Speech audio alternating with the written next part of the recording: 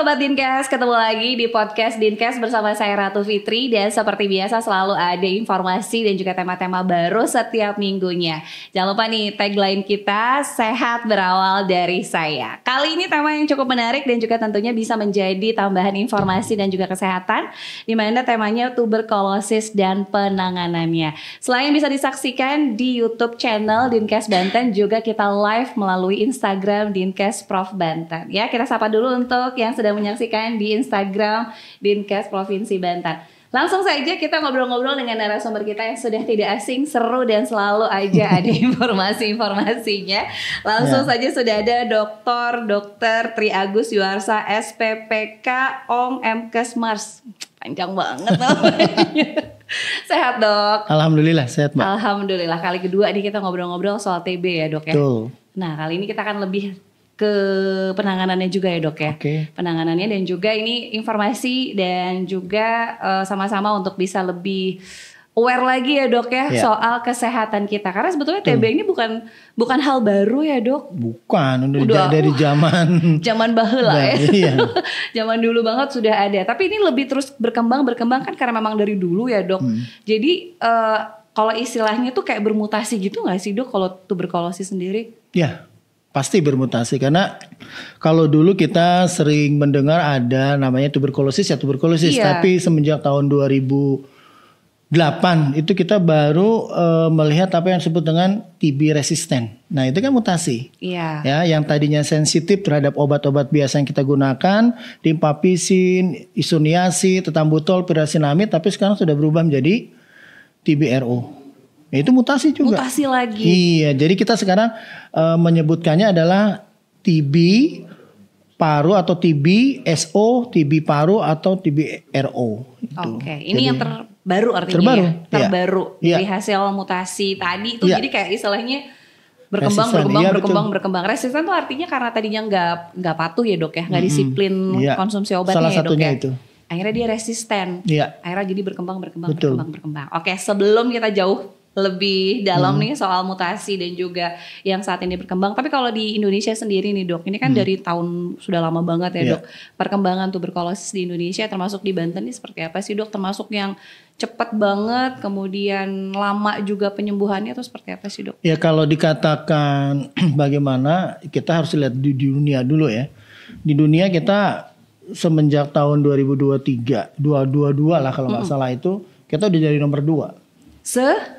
Sedunia setelah India. Wow. Tadinya kan Cina, tapi Cina sekarang di bawah kita kan. Sekarang gitu. Kita nomor 2. Tapi kan bukan suatu pencapaian yang luar biasa ya. Prestasi yang terbaik. Bukan sebenarnya, tapi orang melihat bahwa kita sekarang nomor 2 di dunia.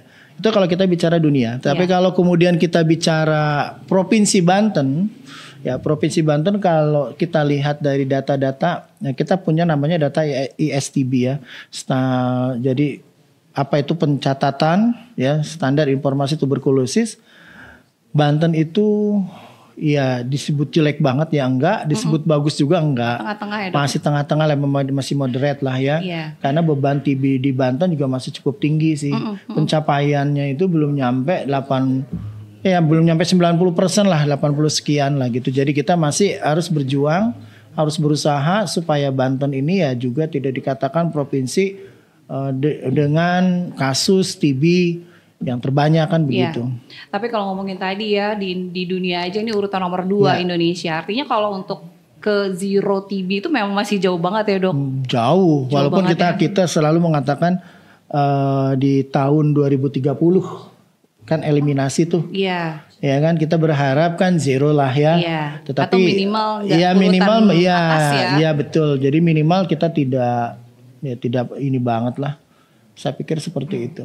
Yang penting bisa fokus, kemudian disiplin ya dok ya kalau TB ini ya. Betul. Nah ini kalau ngomongin soal TB ya atau TBC ya, kalau kita awam tuh bilangnya TBC ya dok ya.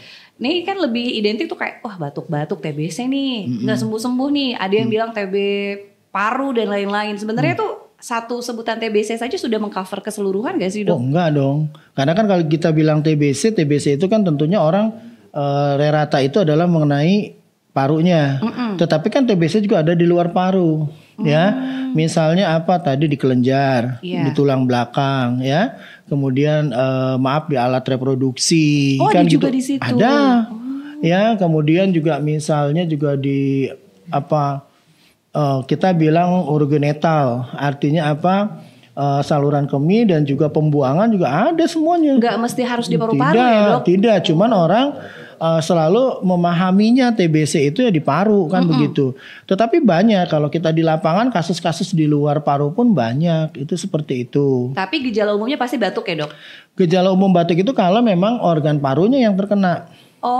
Kalau bukan organ paru yang terkena ya tidak lah. Kalau misalnya pembesaran kelenjar di leher atau pembesaran kelenjar di ketiak, di aksila, atau maaf di payudara misalnya itu, ya nggak ada batuk. Terus kita tahu kalau kita terserang atau terjangkit TB-nya dari mana, Dok? Kelenjarnya kan makin membesar. Oh, kelihatan. Iya. Nyeri juga nggak, Dok? Pastinya. Kan kalau udah membesar, kemudian kan kita rasanya nggak nyaman, nggak enak, pasti ada gejala-gejala lain, demam segala macam. Baru biasanya mereka baru ngeh lah bahasa kita kan begitu.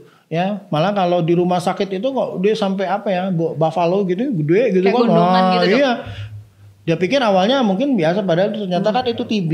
Ya, mungkin mikirnya kayak gondongan gitu ya, Dok ya. Ya oleh karena itu setiap pembesaran yang ada di leher, pokoknya di kelenjar-kelenjar kita harus tetap waspada. Oke, artinya nggak selalu di paru ya, Dok ya? Enggak.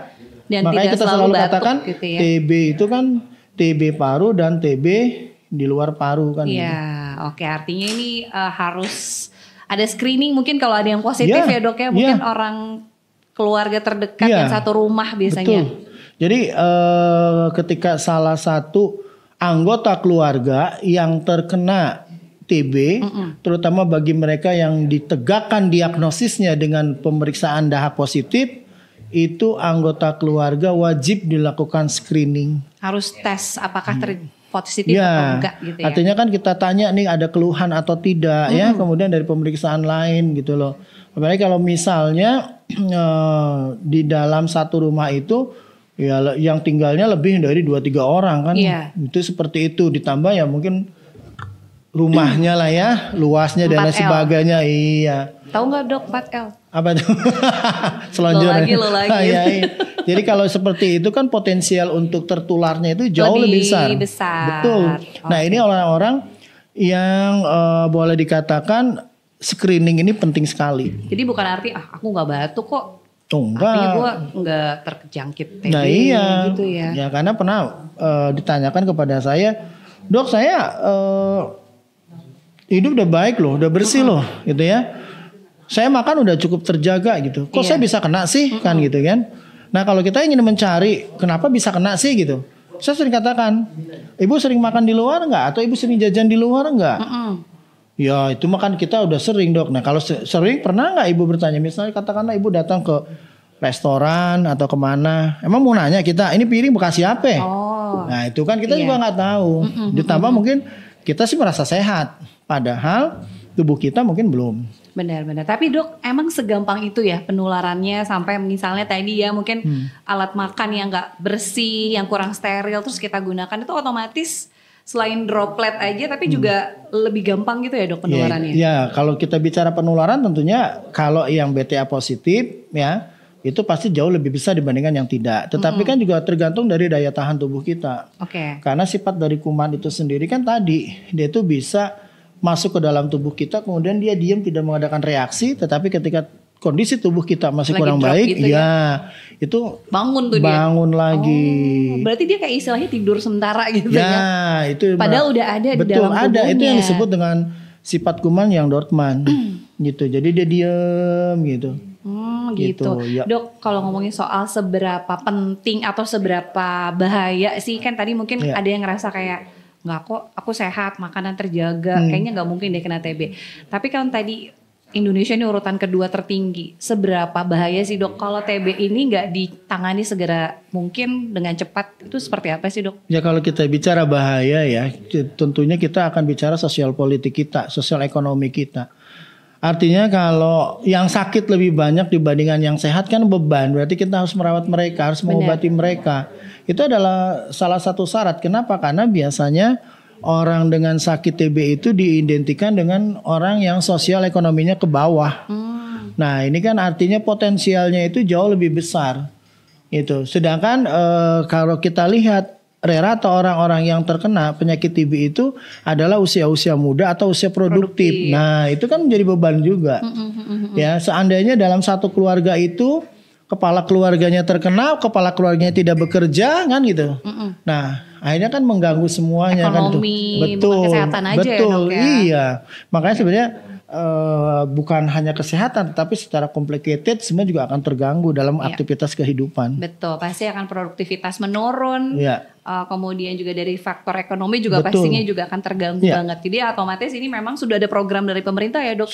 Sudah ada pengobatan gratis yang bisa dilakukan. Jadi tinggal bagaimana disiplin saja untuk bisa kalau maunya kan gitu kan. Ini harus ada supporting system juga sih dok ya. Pasti dari harus. orang-orang terdekat karena pengobatannya lama ya dok, berapa bulan gitu ya? Kita biasanya mengatakan ke pasien itu rata-rata 6 sampai 9 bulan. Ya, 6 itu bulan. Itu nggak boleh putus ya dok? Ya nggak boleh. 6 bulan itu pada mereka yang dengan TB paru, yang 9 bulan biasanya TB yang ekstra paru tuh. Di luar paru tadi? Iya. Oh berarti yang di luar paru tuh lebih bahaya ya dok? Lebih lama, bukan lebih bahaya tapi lebih lama. Iya. Tapi pengobatannya lebih panjang ya? Iya, pengobatannya lebih lama. Oke, ini dari 6 bulan sampai 9 bulan. Nah dok, balik lagi nih dok, saya pengen tarik lagi ke depan. Biasanya tuh kalau yang kita tahu nih yang kena TB tuh biasa keringat dingin, malam tuh kayak capek. Ada yang mungkin batuknya keluar darah, itu masih kayak gitu gak sih dok?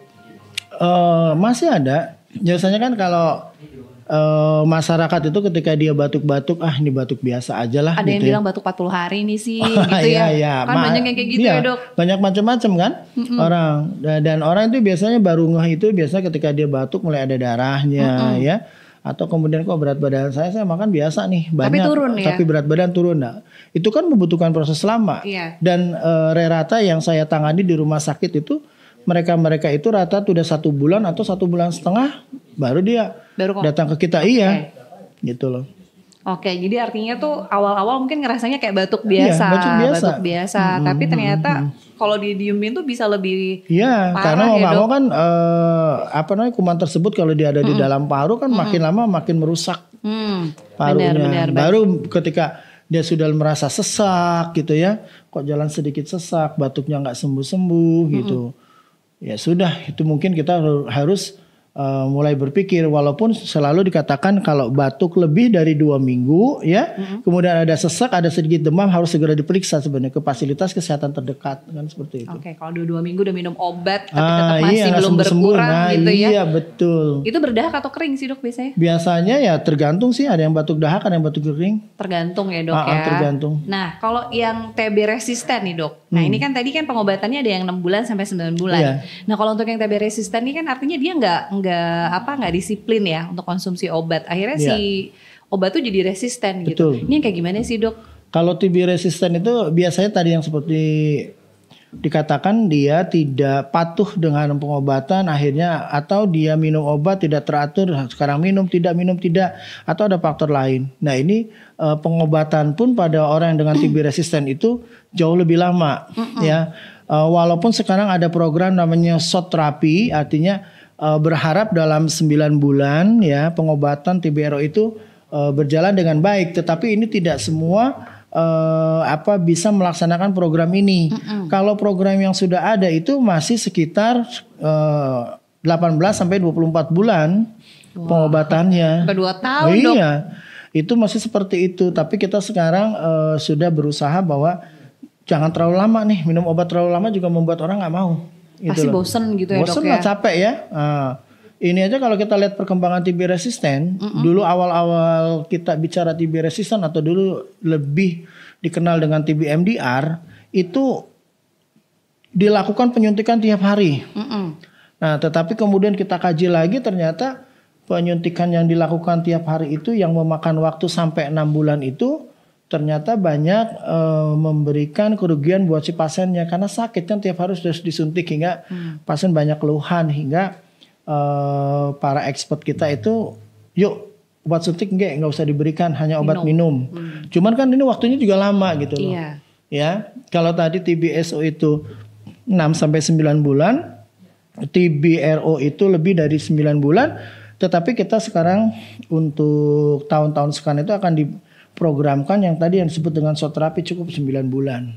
tapi tidak semua menerapkan program itu. Tergantung dari tempatnya. Nah, kemudian dukungan dari Kementerian Kesehatan juga dan obat-obatan, karena obat-obatannya beda. Obat-obatannya juga nggak murah dan biasa, nggak gampang gitu ya dok ya. Otomatis dengan pengobatan yang lama komplikasinya pun pasti lebih dirasakan pasien itu pasti juga lebih banyak. Iya betul gitu. Ya. Jadi jangan sampai ke TB resisten ya dok.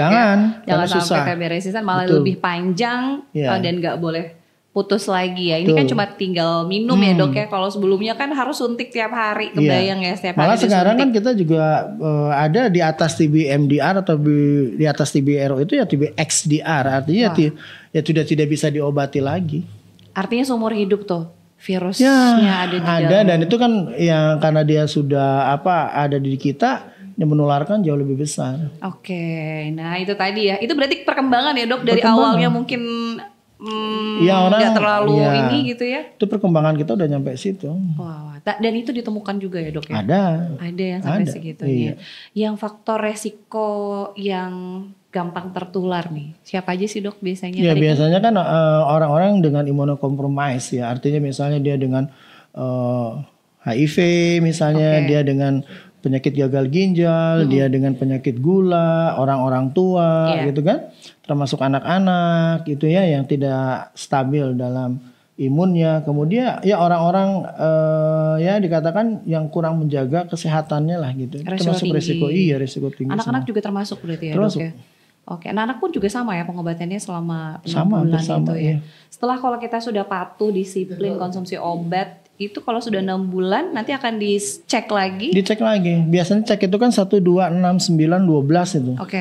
Ya, jadi di 2 bulan, kemudian di 6 bulan, kalau masih dirasa kurang 9 bulan, 12 bulan. Benar-benar harus bersih gitu ya dok ya? Harus ya sampai kita memutuskan untuk mengatakan bahwa ini adalah tidak perlu pengobatan lagi. Sudah berhenti, sudah selesai, sudah finish gitu ya dok ya. Betul. Nah kalau misalnya di rumah nih ada yang positif TB, ini gimana sih dok? Biar kan nggak mungkin dipisahin gitu ya dok ya, pisah rumah atau gimana? Ini gimana sih dok agar sebenarnya kalau lain dikatakan ini satu rumah nih, kemudian ada yang terkena TB gitu ya.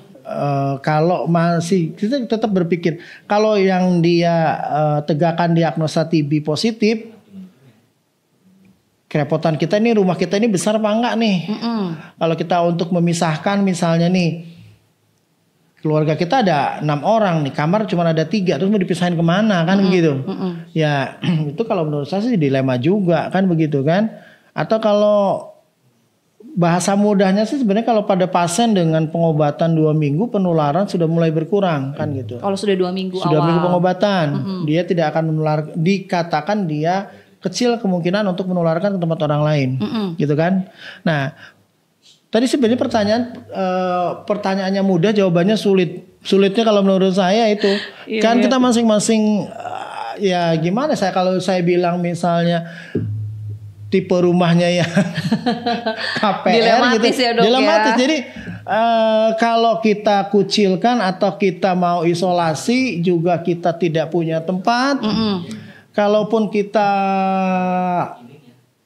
ya maksimal yang paling bisa kita lakukan paling dia jangan buang dahak sembarangan ketika dia bersin maupun batuk menutup mulutnya, kemudian dia harus rajin cuci tangan, dia kalau meludah langsung disiram, kita harus pakai masker gitu kan.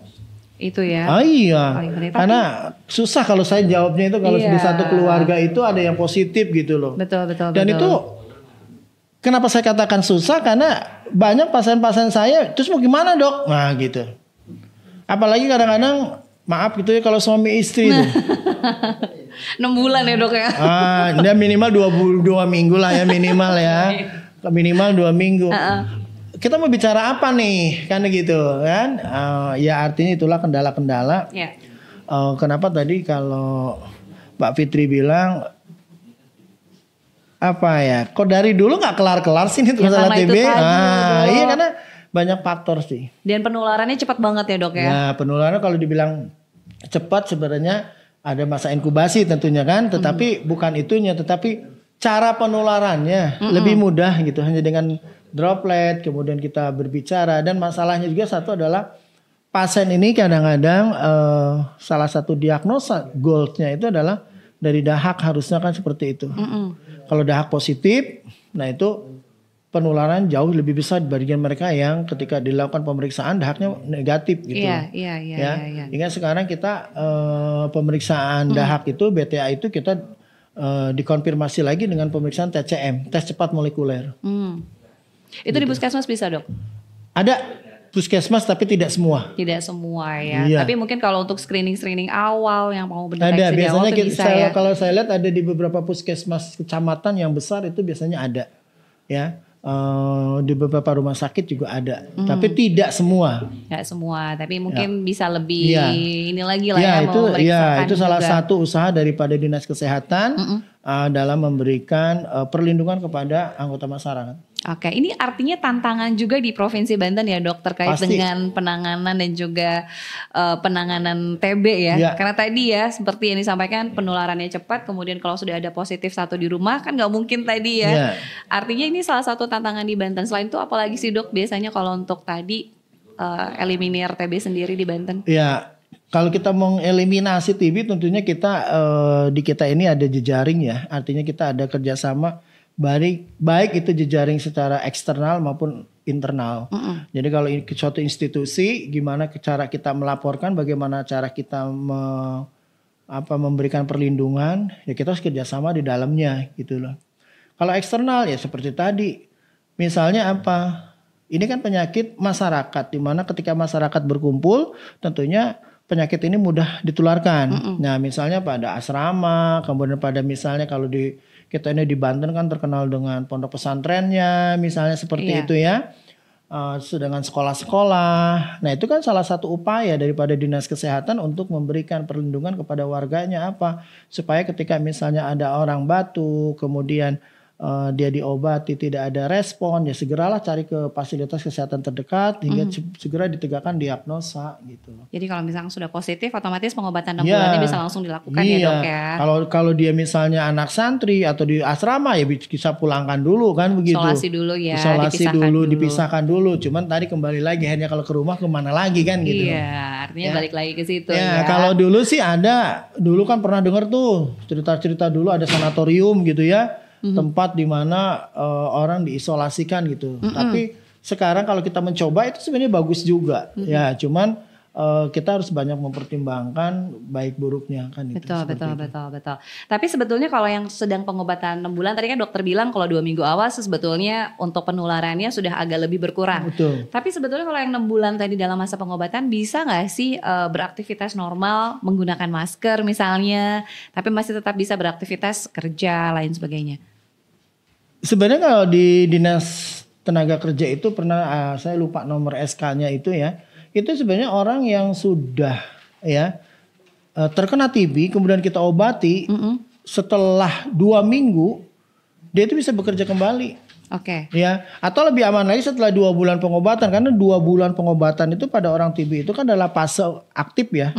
Fase intensif sebutnya. Kalau kemudian 3 bulan selanjutnya adalah fase lanjutan. Iya. Nah, fase intensif artinya fase yang benar-benar diperhatikan. Oleh karena itu di 2 bulan pertama inilah orang memang perlu diperhatikan.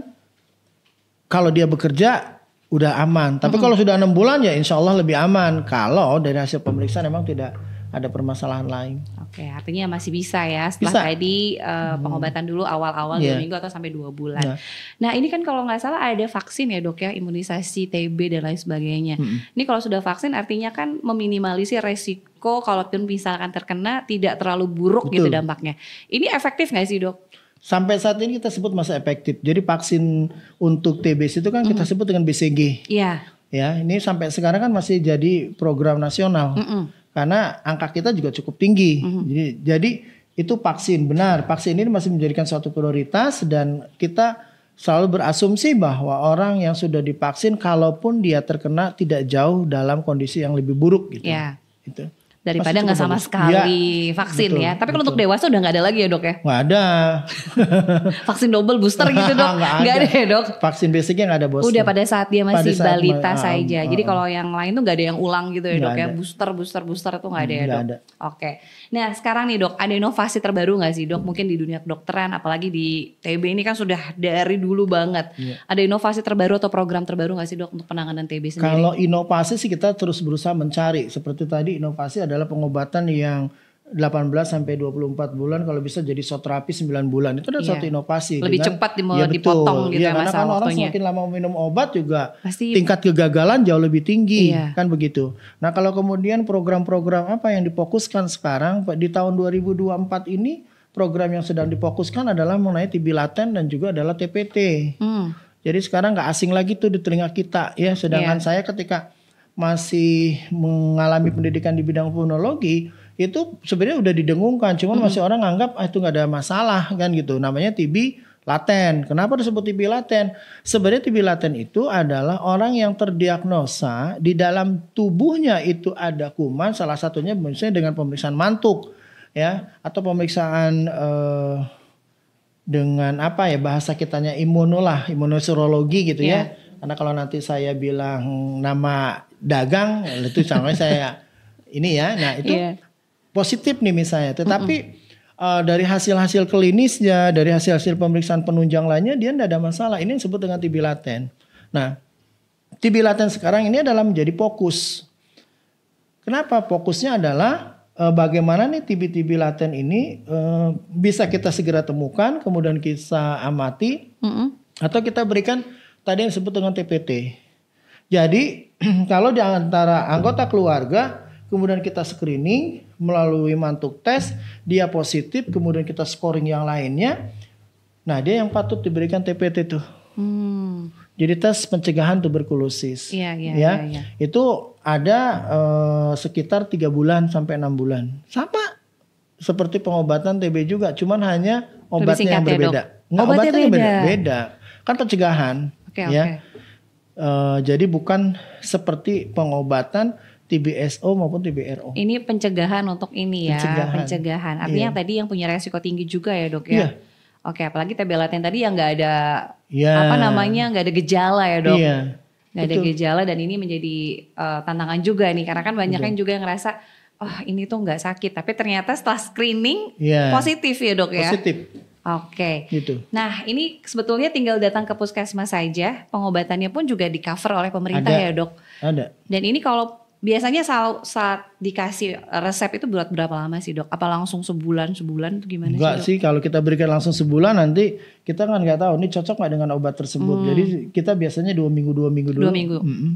Ya 2 minggu kalau memang tidak ada keluhan mungkin ya tinggal kita patokannya oke lah sebulan kita berikan kan gitu. Jadi sebenarnya tidak ada patokan yang khusus kasih seminggu kasih sebulan, enggak lah, kita lihat karena perkembangan juga bagaimana respon tubuh ya dok dari itu. Jadi kita kan harus ngelihat nih dikasih 2 minggu bagus enggak, ternyata gatal-gatal atau apa, ternyata apa yang bisa kita ganti dan lain sebagainya. Ada nggak sih dok yang datang pasien bisa nggak dok obatnya bisa lebih cepat gitu, nggak usah lama-lama sampai 6 bulan? Banyak yang nanya seperti itu udah banyak.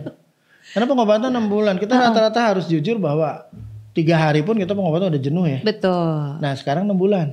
Tiap hari. Sehari 3 kali juga minumnya? Iya. Enggak, biasanya kalau obat TB itu tergantung nih. Ada yang obat program, ada obat yang non program. Kalau obat program itu kan tergantung dari berat badan. Kalau berat badan katakanlah kurang dari 30 mungkin sekali minum obat 2.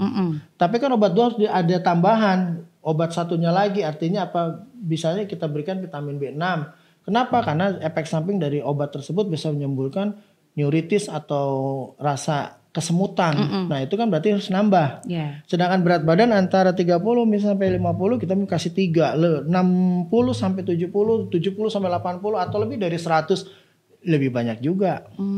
Gitu. Tergantung ya dok. Tergantung berat badannya juga. Jadi nggak ada tuh misalnya pengen cepet dok bisa nggak dibikin 2 minggu aja saya selesai. Banyak yang udah request kayak gitu ya dok. Justru malahan masyarakat berasumsi kan tadi kita katakan bahwa 2 minggu pengobatan ya insya Allah badan lebih enak. Nah masyarakat menganggapnya itu udah sembuh. Gitu loh. Udah enak nih. Udah enak nih 2 minggu.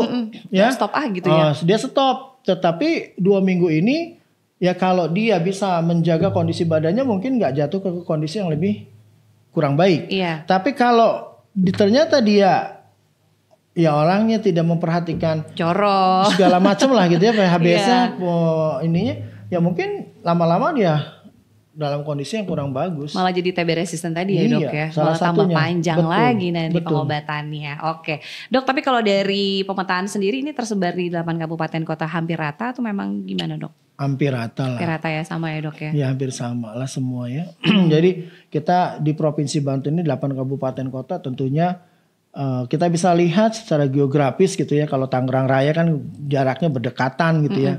Tapi kalau kita yang Cipasera, Cilegon, Pandeglang, Serang, Rangkas, nah itu kan ya perlu dipikirkan juga kan gitu. Terutama kita Banten Banten Selatan ke arah sana itu ya. Nah itu kan wah itu kan jauh-jauh. Masyarakat untuk mencari fasilitas kesehatan tingkat pertama aja mungkin kesulitan gitu ya. Jadi ya tentunya semua ada kasus di 8 kabupaten kota. Tinggal kecepatan dalam memberikan data, kecepatan dalam kita melakukan screening, kecepatan kita dalam memberikan pengobatan dan lain sebagainya, itu pengaruh semua. Betul, kecepatan bagaimana, kemudian juga masyarakat yang harus disiplin dan patuh juga. Mudah-mudahan walaupun agak berat ya, kurang lebih 5 tahunan lagi ini harusnya sudah eliminir TB ya dok ya. Harusnya tetap semangat kan gitu. Harus optimis ya dok ya. Harus optimis bahwa kita bisa. Harus sama-sama ya, mudah-mudahan tadi ya setidaknya bisa mengurangi tidak di urutan kedua banget ya dok ya. Mudah-mudahan. Karena memang tadi tantangannya juga luar biasa ya untuk TB dan penularannya. Wah ini waktunya kayaknya sudah di akhir, di ujung-ujung nih dok. Tapi pasti selalu ada pesan yang ingin disampaikan untuk masyarakat di Provinsi Banten yang menyaksikan podcast kita. Apa nih dok penanganan terkait dengan TB, apa yang ingin ditekankan? Kalau saya selaku orang yang berkecimpung di dalam penanganan bidang ini tentunya memberikan arahan atau harapan kepada masyarakat bahwa kesehatan itu adalah segalanya. Oleh karena itu apapun yang dirasakan oleh masyarakat, keluhan yang dirasakan oleh masyarakat ya segera disampaikan kepada fasilitas kesehatan di tingkat pertama agar jangan sampai berkelanjutan lah, itu yang paling mudahnya gitu ya. Dan tentunya masyarakat harus tahu bahwa kita di Dinas Kesehatan secara terus menerus juga ingin mempunyai program-program yang lebih menyentuh lagi gitu ke masyarakat, dan masyarakat merasakan bahwa program-program secara nyata itu memang dirasakan gitu. Bisa langsung tepat sasaran, kemudian masyarakat pun juga bisa memanfaatkan dan menikmati fasilitas kesehatan tadi semua penyakit ya. Mudah-mudahan ini bisa dirasakan, dan termasuk salah satunya juga tadi ya dok, ini sudah difasilitasi oleh pemerintah, jadi tinggal bagaimana masyarakat memanfaatkan fasilitas tadi ya. Jadi screening, jangan takut, kan banyak kan aduh kalau ke dokter malah ketahuan deh saya sakit apa. Nah itu padahal itu ya dok ya, kalau dilama-lama malah justru lebih fatal lagi. Terima kasih sekali lagi dokter Agus, dokter spesialis dari RSUD Banten sudah berbagi informasi. Sehat selalu dok. Amin. Makasih jangan kapok doanya. Nanti ngobrol-ngobrol lagi dengan tema-tema yang berbeda. Setelah ini mau lanjut kemana dok? Biasalah pelayanan lagi ya dokter nih, cuan ya. Oke, kalau gitu kita pamit undur diri. Terima kasih yang sudah nonton di Instagram Dinkes Prof Banten. Mudah-mudahan sehat semua ya Sobat Dinkes. Kita ketemu minggu depan ya dengan tema-tema yang berbeda. Dan akhirnya saya Ratu Fitri, saya Dr. Tri Agus. Pamit undur diri, sampai jumpa. Bye. Bye, terima kasih.